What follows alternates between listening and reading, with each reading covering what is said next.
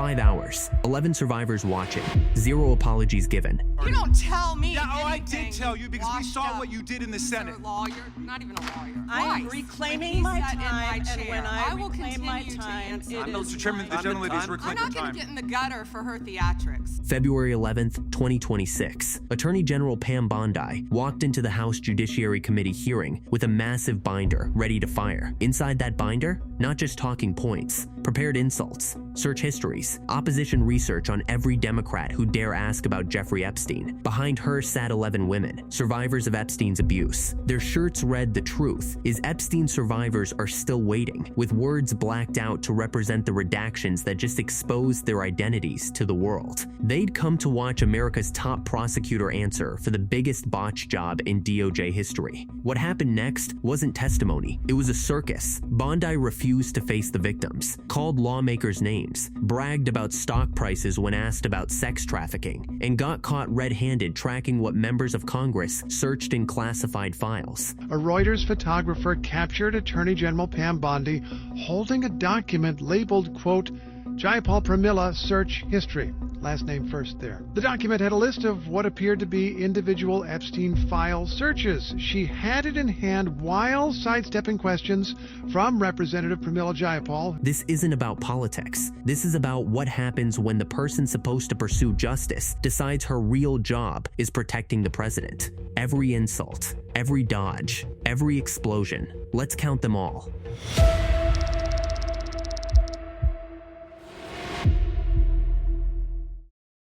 December 19th, 2025. That was the deadline. Congress passed the Epstein Files Transparency Act in November. The law was crystal clear. DOJ had until mid-December to release every document related to Jeffrey Epstein. Redact victims' names. Don't redact anyone else based on embarrassment or political sensitivity. January 30th, 2026. 6 weeks late. DOJ finally dumped over 3 million pages of Epstein documents onto the internet. The latest release of files related to the paedophile Jeffrey Epstein is shocking in its size and its content. Investigations are now underway in at least 10 countries. Deputy Attorney General Todd Blanche said they'd done their best with the tight timeline. Then people actually looked at the files. Survivors' names left completely visible, their addresses, their ages when they were trafficked. Some files even included nude photographs of victims. According to Representative Jamie Raskin, over 3,000 pages contained unredacted victim names. But powerful men, their names got the black marker treatment.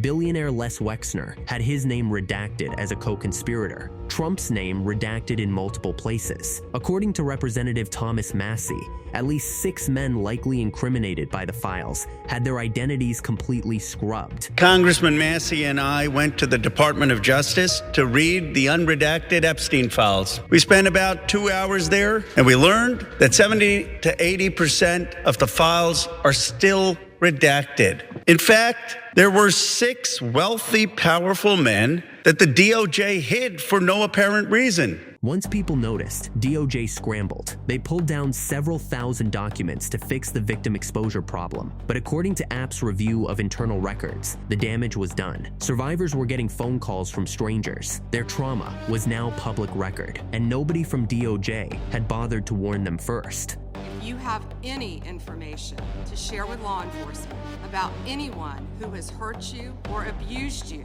the FBI is waiting to hear from you. I want you to know that any accusations of criminal wrongdoing will be taken seriously and investigated. Right before Bondi's testimony, multiple survivors released a letter. They called the file release reckless and dangerous, said it confirmed their worst fears about reporting abuse. That coming forward wouldn't protect them. It would only expose them. And now Bondi would have to answer for it in front of Congress, in front of them. The numbers tell an important yet straightforward story. President Trump has given us the resources, the support, and the leadership to protect the American people.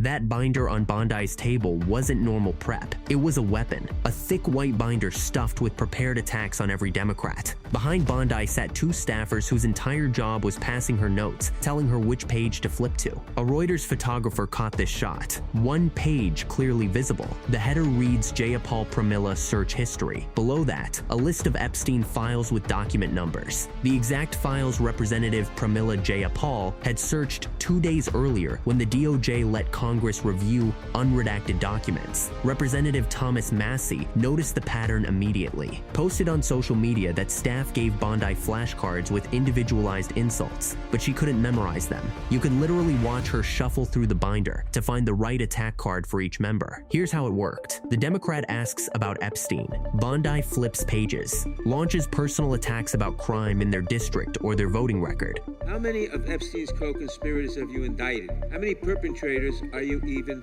investigating? First, you showed it. I find it. How many have you indicted? Excuse me. I'm going to answer the question. Answer my question. No, I'm going to answer the question the way I want to answer the question. No, you're going to answer the theatrics are question the way I ridiculous. asked it. Asks the next Republican if she can use their time to respond to the previous Democrat. Rinse, repeat. For 5 hours straight. The hits she landed called Representative Jamie Raskin a washed-up loser lawyer, told Representative Thomas Massie he had Trump derangement syndrome and was a failed politician, accused Representative Becca Balint of voting against an anti-Semitism resolution, told Representative Dan Goldman he was as bad a lawyer as when he impeached Trump, said Representative Jerry Nadler was unprofessional, and on, and on, and on. Representative Hank Johnson summed it up, told Bondi she was doing a Jekyll and Hyde routine, nice to Republicans, turned into Hyde for Democrats. When she asked what that meant, he spelled it out. You're polite with your team. You attack everyone else. How many lives have been derailed because your department was either sloppy and incompetent or willfully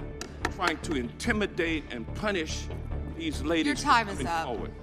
Democrats started groaning every time she did it because it was so obvious, so rehearsed, so desperate, and it meant she was about to dodge another question about why survivors were exposed and perpetrators were protected.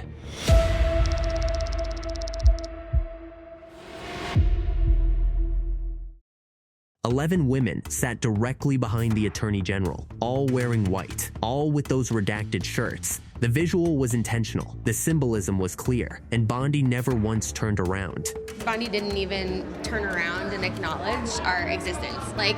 We knew that this was going to be a hard day, but not to acknowledge baseline humanity. There are survivors standing behind you. She was asked multiple times, can you just acknowledge them? She did address them in her scripted opening, said she was deeply sorry for what any victim has been through, especially because of that monster, told them the FBI was waiting to hear from them, said any accusation of criminal wrongdoing would be taken seriously and investigated, sounded compassionate, sounded caring. It sounded like she gave a damn. I am deeply sorry for what any victim has been through, especially as a result of that monster. If you have any information to share with law enforcement about anyone who has hurt you or abused you, the FBI is waiting to hear from you.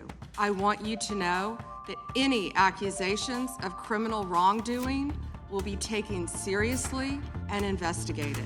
Then, Representative Pramila Jayapal called her bluff, asked every Epstein survivor in the room to stand up, asked them to raise their hand if they had not yet met with Trump's Department of Justice about their abuse. Every single one raised their hand, all 11, standing right behind Bondi, visible to everyone except the person who just promised to fight for them. To the survivors in the room, if you are willing, please stand. And if you are willing, please raise your hands if you have still not been able to meet with this Department of Justice. Jayapal made it simple. Turn around, face the survivors, apologize on a human level for what the DOJ put them through, for exposing their names, their addresses, their photos, for protecting the men who hurt them while broadcasting the identities of those who got hurt. You apologize to the survivors in your opening statement for what they went through at the hands of Jeffrey Epstein. Will you turn to them now and apologize for what your Department of Justice has put them through with the absolutely unacceptable release of the Epstein files and their information. Congresswoman, you sat before, Merrick Garland sat in this chair twice. Attorney General Bondi, No, can I finish my answer? No, I'm going to reclaim my time because I asked you a specific question. Bondi's answer? Deflection to Merrick Garland. Why didn't Jayapal ask him this when he sat in that chair? Accused Jayapal of theatrics. Said she wasn't going to get in the gutter with this woman. Never turned around. Never looked at them. Never said sorry for what her department actually did to them. After the hearing ended, NBC interviewed the survivors. Danny Bensky said there was such a lack of empathy and honestly a lack of humanity. Teresa Helms said there was no integrity in that room when it came to Epstein and Maxwell. Charlene Rochard felt really degraded. Said Bondi wasn't taking any accountability at all. Sarah Ransom said it plainly. Bondi said sorry for what Jeffrey Epstein did, but she couldn't apologize for what she did, what her department did. You had one job. Redact our names, respect our privacy, but you carefully took time to redact all these powerful rich men.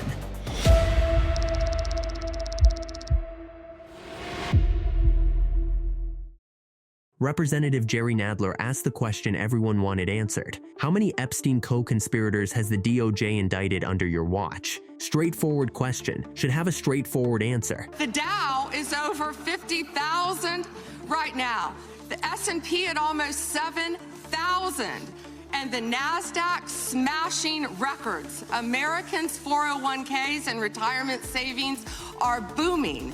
That's what we should be talking about. Instead, Bondi launched into economic indicators. Dow breaking 50,000, S&P nearing 7,000, NASDAQ hitting records, Americans' retirement accounts doing great. Claimed this is what the hearing should be about instead of Epstein, instead of sex trafficking, instead of justice for victims sitting right behind her. The answer to my question, how many of Epstein's co-conspirators has she indicted, is zero. Nadler answered his own question. Zero. Zero Epstein co-conspirators indicted by this DOJ. Zero prosecutions. Zero accountability. Just stock numbers and praise for the president. And attacks on Democrats for daring to ask about a child sex trafficking ring. You sit here and you attack the president, and I am not going to have it. I'm not going to put up with it. You know, all they want to do. According to multiple outlets covering the hearing, Bondi repeatedly accused Democrats of focusing on Epstein to distract from Trump's achievements. This, despite Republicans being the ones who wrote the transparency law. This despite Bondi herself handing out Epstein binders to conservative influencers at the White House. Opening statement claimed Epstein was a monster and she'd fight for survivors. Actions during the hearing showed zero indictments, zero meetings with survivors, and pivots to Dow Jones. The math doesn't match.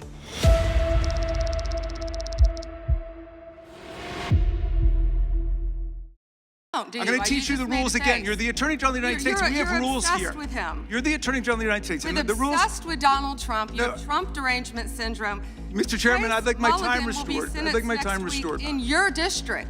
In your district, and you don't even know about it, about keeping children safe from online predators. Time belongs to the gentleman from Maryland. The gentleman can proceed. Representative Jamie Raskin is the top Democrat on the House Judiciary. Former constitutional law professor, practiced lawyer, taught at American University for 25 years, and about to get called names by the Attorney General of the United States.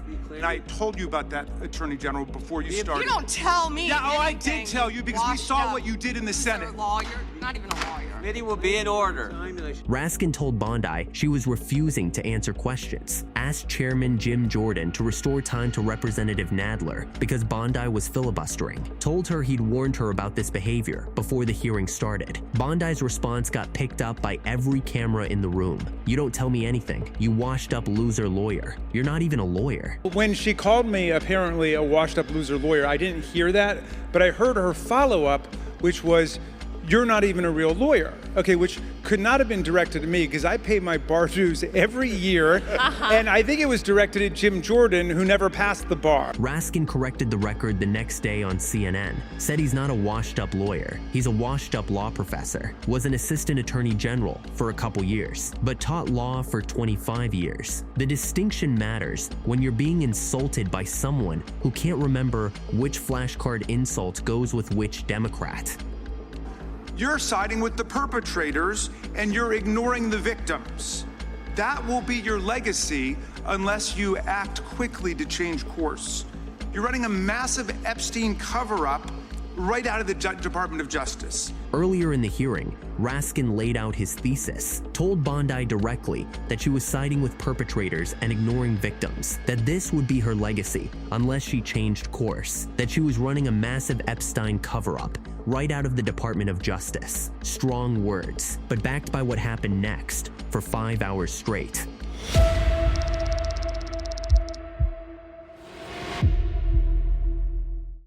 Jeffrey Epstein trafficked women too. We want those names published. We're not out to embarrass people. And the problem is, we went in there hoping to see that in 302 forms. What we found out is those 302 forms were redacted before they got to the DOJ.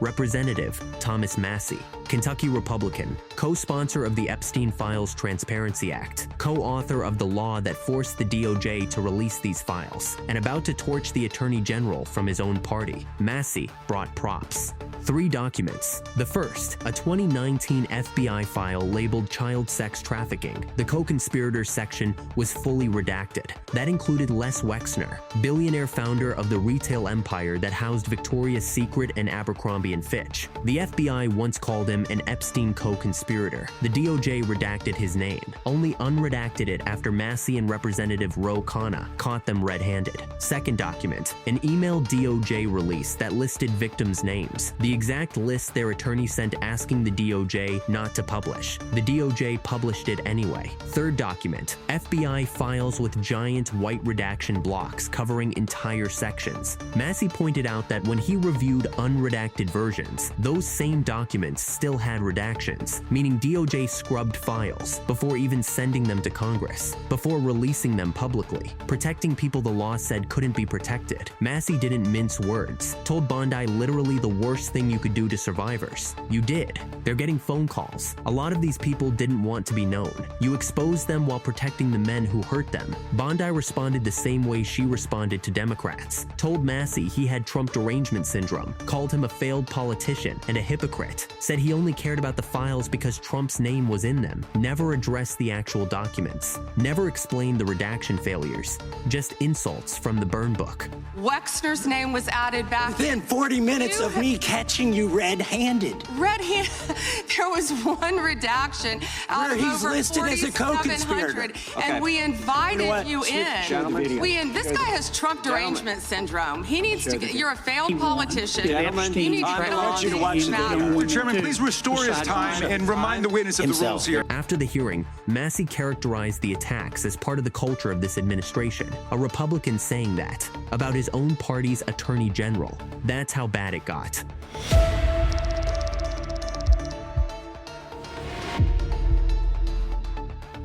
Representative Jared Moskowitz, Florida Democrat, about to produce the single funniest moment in a hearing full of screaming matches, starts by fact-checking FBI Director Kash Patel's claim that Trump's name appeared fewer than 100 times in the Epstein files. Kash Patel under oath said Trump's name appears less than 100 times in the files. We now know that's not true. Moskowitz held up a Bible, specifically a Trump Bible, said we now know that's not true. Trump's name appears more times in the Epstein files than God's name appears in the book about God, more times than Harry Potter's name appears in all 7 Harry Potter books. Let that sink in. Trump's name appears more times in the Epstein files than God's name appears in the book about God. Okay, by the way, this is the Trump Bible. Move over, King James. Trump's name also appears more times in the Epstein file than Harry Potter's name appears in the 7 books about Harry Potter. As his time wound down, Moskowitz did something brilliant. Asked Bondi to flip to the Jared Moskowitz section of her burn book. Said he was curious to see what staff provided for opposition research on him. Then pulled out a small whiteboard and a marker. told Bondi that because we're in the Olympics, he'd grade her insult like an Olympic judge, held up the blank scorecard. Another lawmaker laughed into the microphone. The mockery was perfect, because everyone in that room knew exactly what he was doing, calling out the prepared attacks, the scripted nastiness, the complete dodge of actual answers. Bondi's comeback said nothing was funny about mocking the Bible, that Moskowitz made a joke, and she found it offensive. Shame on him. That was it. That was the prepared attack. So first of all, nothing is funny about mocking the Bible and holding up a Trump Bible. That's what you did. You made a joke, and I find offense to that. That's all I have to say. I want it from the Burn Book. Shame. I want it from the Burn Book, which is the best one. What you got?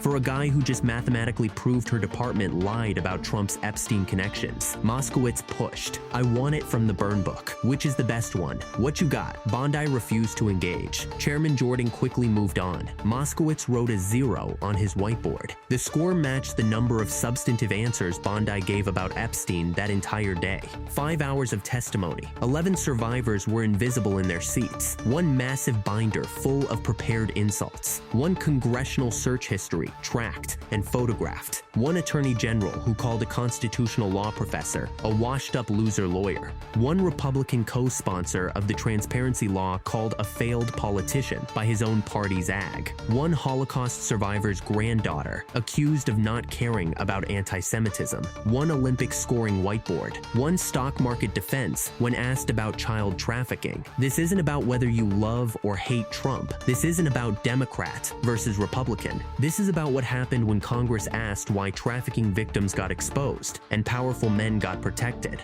The answer wasn't an answer. It was a burn book. It was surveillance. It was an insult. It was 5 hours of everything except justice. Did Bondi get away with it? The investigation into congressional surveillance is ongoing. The Epstein files remain incomplete. The co-conspirators remain uncharged. And 11 women left that hearing knowing exactly where they ranked in DOJ's priorities. Behind stock numbers, behind political attacks, behind protecting the powerful. Verdict in the comments. Subscribe for more Rich and Reckless.